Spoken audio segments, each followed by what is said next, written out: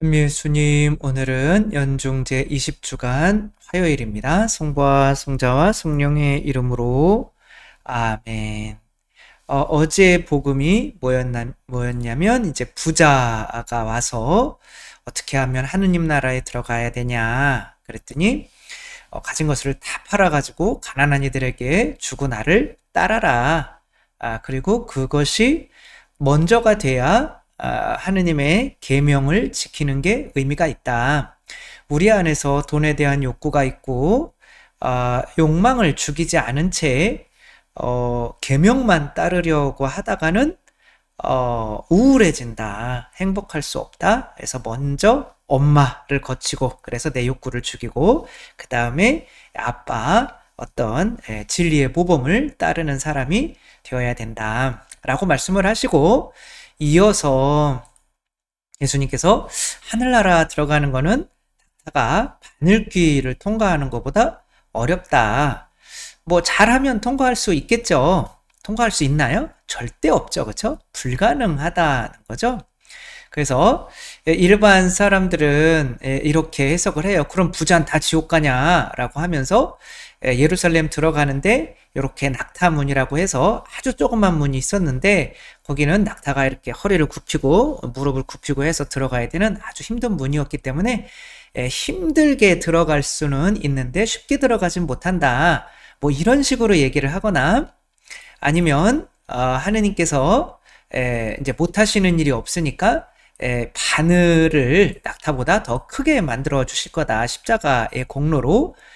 그러면 더 이상 이건 바늘이 아니죠. 그래서 우리가 너무 자구적으로 부자를 천국에 보내려고 하는 그런 해석으로 가서는 안 되겠죠.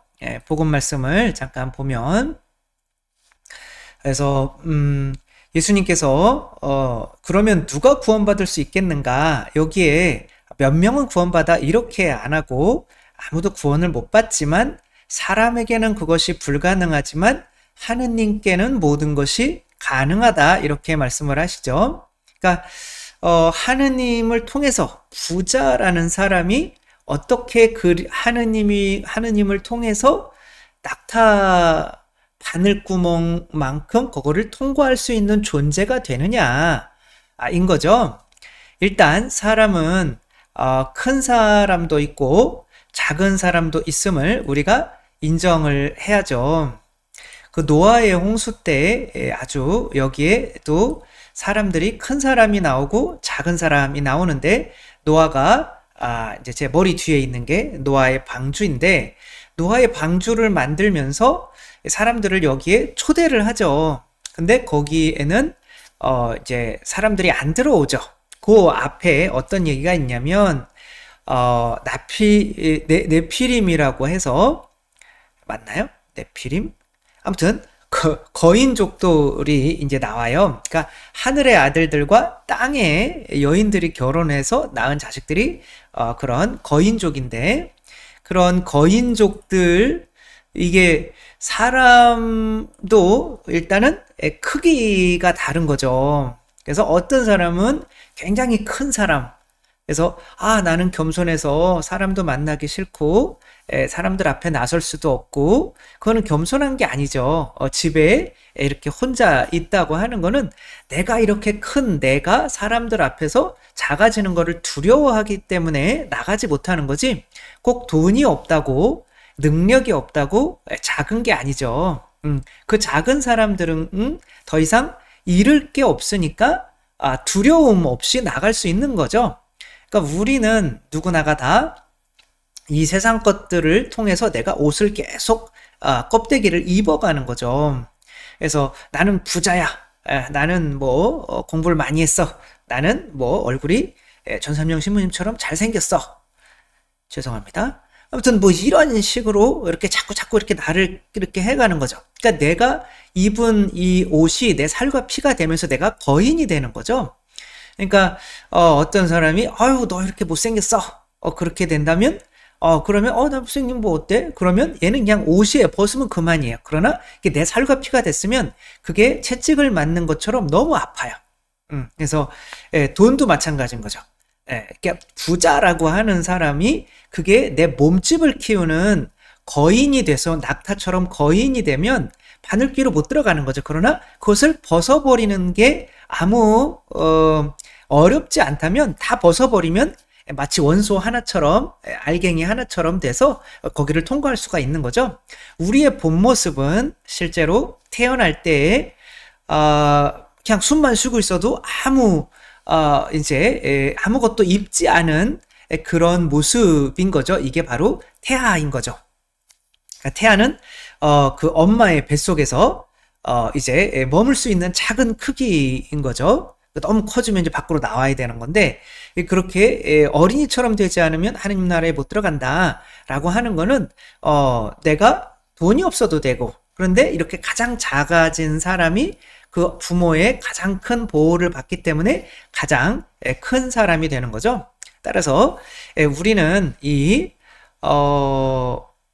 낙타 바늘을 키우거나 낙타가 뭐 조금 어렵게 들어가거나 뭐 이런 얘기가 아니라 바로 우리 자신의 어떤 껍데기를 벗으면 나를 이제 어떤 거인으로 만드는 그런 껍데기들을 벗으면 이제 뭐 저 같은 경우도 마찬가지인 거죠. 뭐 신자들이 뭐라 그러는데 감히 신자가 신부한테 이래? 뭐 이렇게 되면 그 신부라고 하는 것이 나의 그냥 옷이 아니라 벗어버리면 그만인 것이 아니라 나의 살과 피가 돼버린 거죠.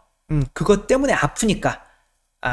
그래서 그런 것들이 내 살과 피가 점점점 자라오면서 돼 있는 그 많은 것들을 이제 벗겨내는 과정이 바로 이 세상에서 살아가는 과정이고, 그래서 하느님 나라에서 가장 큰 사람은 이 세상에서 가장 겸손한 사람이 되는 거죠. 겸손하다는 거는 작다라고 하는 거죠.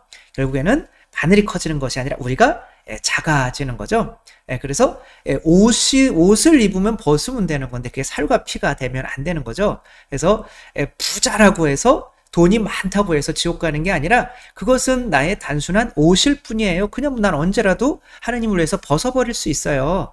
그게 고통스럽지 않아요? 라고 하는 사람들은 여기서 말하는 낙타가 아닌 거죠. 부자가 아닌 거죠.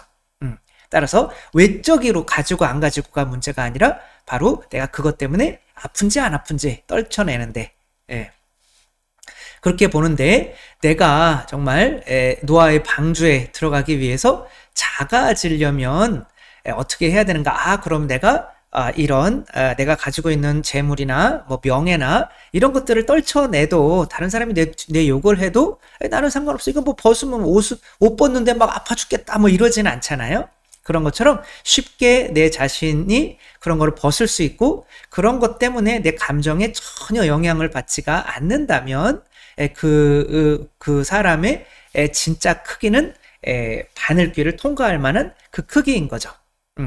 그러나 이제 뭐 누가 돈 꿔가서 안 갚으면 막 내가 뭐 살이 째지는 것처럼 고통스럽다면 그 돈이 내 살과 피가 돼서 내가 거인이 돼서 하늘나라에 들어갈 수가 없게 되는 거죠. 그래서 우리가 이렇게 겸손해지려고 하면 열심히 우리가 노력하면 되느냐? 그게 아닌 거죠. 거기에 하느님의 어떤 공로가 들어간다는 거죠. 그러니까 하느님만이 가능하다라고 하는 거는 하느님께서 어떠한 행위를 통해서 내가 작아질 수 있게 만든다는 거죠. 스스로의 힘으로 겸손해질 수 있었다면 예수님께서 우리를 위해서 돌아가실 필요가 없는 거죠. 이 아쇼카라고 하는 사람은 뭐 몽골의 징기스칸이나 또 유럽의 알렉산더 대왕이나 이런 사람처럼 인도에서 어마어마한 대왕으로 칭송을 받는 그런 사람이죠. 이 아쇼카라고 하는 이 왕이 위대한 왕이 될 수 있었는데, 그 전에 이 왕은 이제 최초로 인도 알렉산더 대왕이 인도를 정벌하러 갔다가 이 왕이 너무 강력했기 때문에 그 왕 때문에 인도를 정복 못하고 거기 갔다가 죽었잖아요. 병 걸려가지고. 그러니까 그때 인도의 첫 통일 왕국을 이루었던 그 왕의 손자예요. 근데 그 왕이 이제 통일 왕국을 이루고 나서 그 아들이 이제 또 왕이 됐는데 그 왕이 또 자매님들이랑 많이 결혼을 해가지고 이제 자식을 101명이나 낳았어요. 그래서 그 101명의 자식들이 이제 서로 왕위를 이제 뭐 노리는데 제일 마지가 그래도 될 가능성이 있었는데 얘가 자기 친동생 한 명이 있었는데 걔만 빼놓고 99명을 다 죽여서 자기가 왕이 됩니다. 뭐 이런 경우가 사실 성경에도 나오죠. 그렇게 다 죽여 자기 이 형제들을 다 죽이는 거죠. 그래서 자기가 왕이 되어서 또 이제 어떤 나라를 정벌하러 이제 싸움하는 걸 좋아하니까 가가지고 또 싸움을 했는데 거기에서는 자기 병사와 또 사람들 10만 명이 죽어요. 10만 명이기는 하지만 그것과 함께 가족들이나 뭐 민간인이나 뭐 이런 사람들을 치면 수십만 명이 죽은 거죠. 그러니까 자기 형제 99명을 죽였으면 사람이 양심이 있는데 그 정도 죽였으면 양심의 가책이 있겠죠. 근데 내가 왕이 돼서 또 어떤 나라를 정복하기 위해서 또 수십만 명의 생명을 죽은 그렇게 쫙 시체가 깔린 것을 보면서 이 사람이 더 이상은 안 되겠다. 더 이상은 내가 칼을 쥐고 살면 안 되겠다. 라고 하고 있을 때 어떤 승려를 한 명이 만나요. 근데 그 승려에게 이제 이때는 뭐 힌두교 뭐 이런 거죠. 그쵸? 불교는 굉장히 세가 약했죠. 근데 이제 그 스님 어디로 갑니까? 그랬더니 뭐 하고 뭐 해서 당신은 누구냐 그러고 했더니 내가 죽인 그 왕자들 중에 아들 한 명인 거죠. 그리고 그 사람이 자기보다 더 서열이 높아서 왕이 될 사람은 내가 죽인 사람의 아들.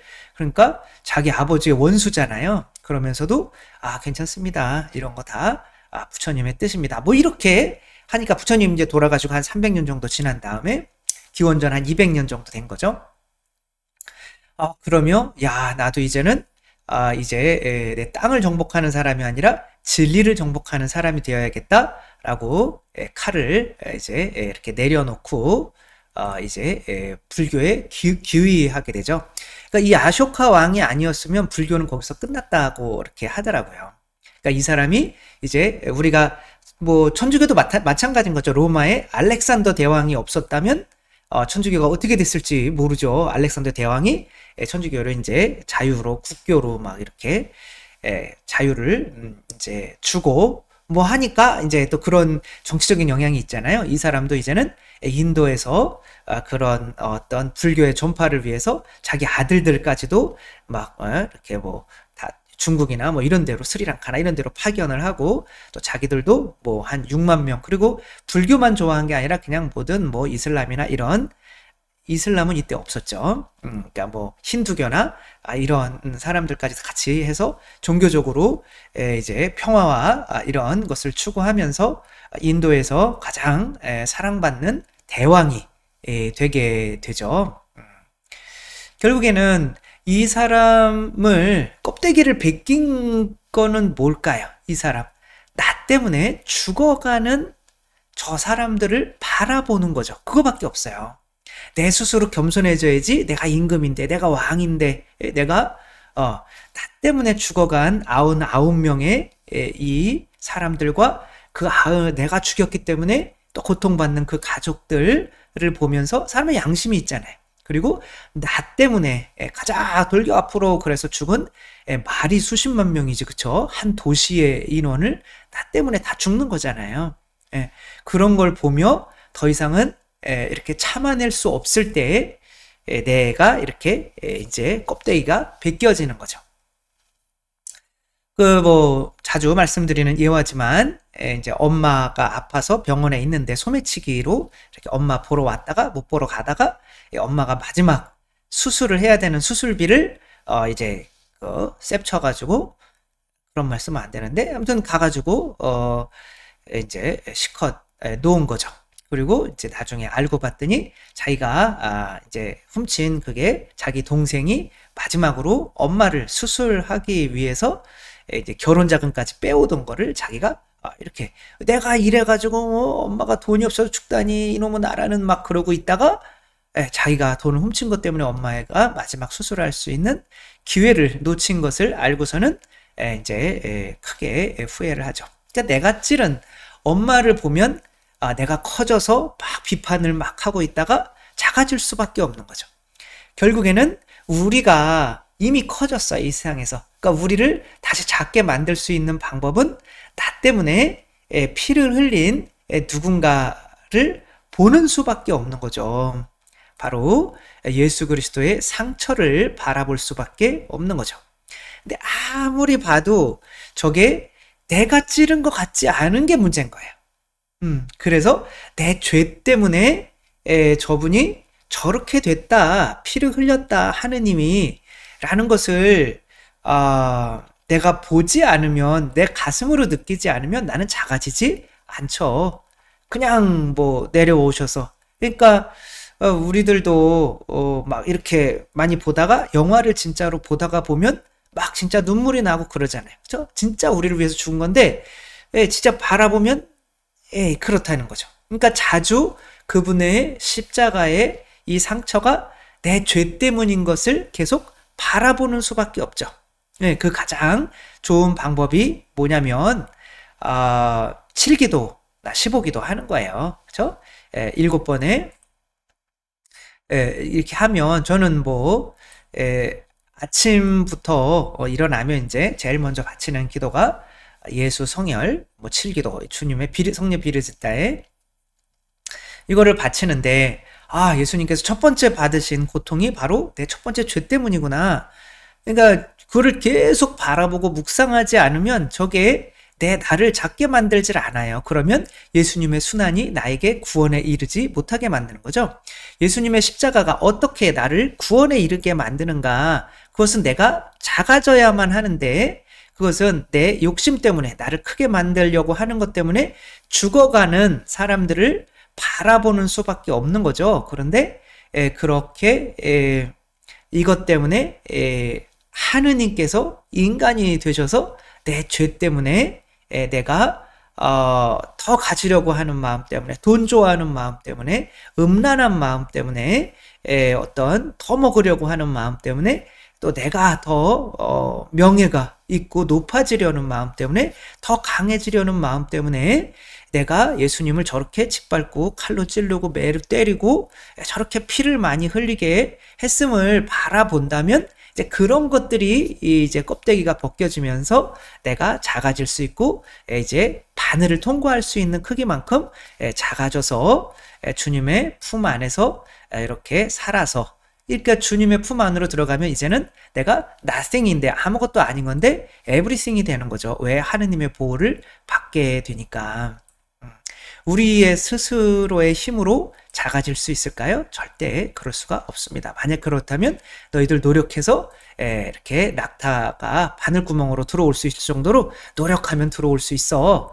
이런 거는 우리 종교가 아닌 거죠. 우리는 예수 그리스도의 순환을 통하지 않고서는 구원이 안 되는 종교잖아요. 그렇죠? 그래서 우리가 어떻게 구원을 받는지를 깨닫고 내가 그렇구나, 예수 그리스도의 순환, 이 십자가의 공로가 아니면 내가 작아질 수가 없구나, 작아져야만 천국에 들어갈 수 있는데 그러기 위해서는 내가 예수 그리스도의 십자가의 공로가 그냥 허비되지 않게 매일매일 예수 그리스도의 상처를 바라보며 공경하는 사람이 되어야겠구나, 그런 것을 깨닫고 그리스도의 십자가의 공로로 우리 모두가 이 바늘길을 통과할 수 있는 사람들이 되었으면 좋겠습니다.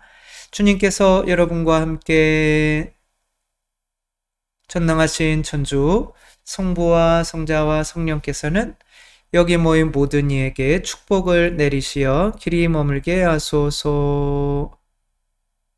주님과 함께 가서 복음을 전합시다. 하느님 감사합니다. 성부와 성자와 성령의 이름으로 아멘. 감사합니다. 사랑합니다.